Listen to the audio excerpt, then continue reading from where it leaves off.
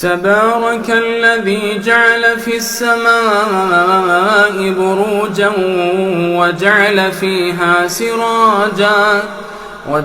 فيها سراجا وقمرا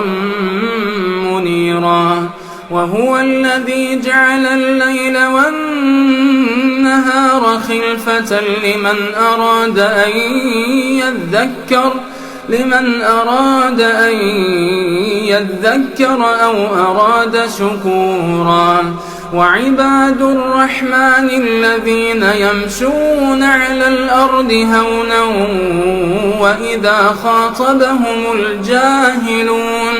وإذا خاطبهم الجاهلون قالوا سلاما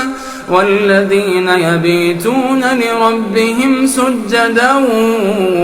وقياما والذين يقولون ربنا اصرف عنا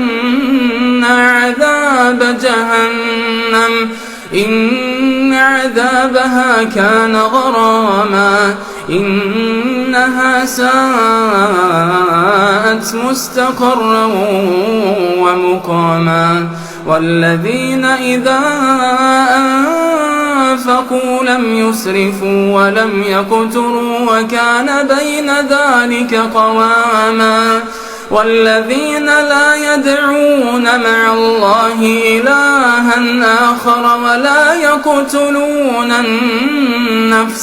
ولا يقتلون النفس التي حرم الله إلا بالحق ولا يزنون ومن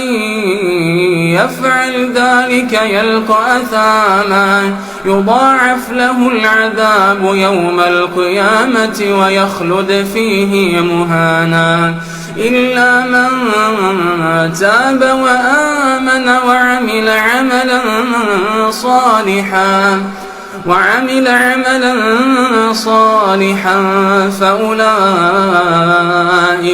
فأولئك يبدل الله سيئاتهم حسنات وكان الله غفورا رحيما ومن تاب وعمل صالحا فإنه يتوب إلى الله متابا والذين لا يشهدون الزور وإذا مروا باللغو مروا كراما والذين إذا ذكروا بآيات ربهم لم يخروا عليها صما وعميانا والذين يقولون ربنا هب لنا من أزواجنا وذرياتنا قرة أعين واجعلنا للمتقين إماما أولئك يجزون الغرفة بما صبروا ويلقون فيها تحية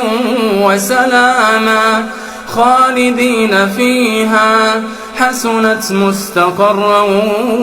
ومقاما قل ما يعبأ بكم ربي لولا دعاؤكم فقد كذبتم فسوف يكون لزاما.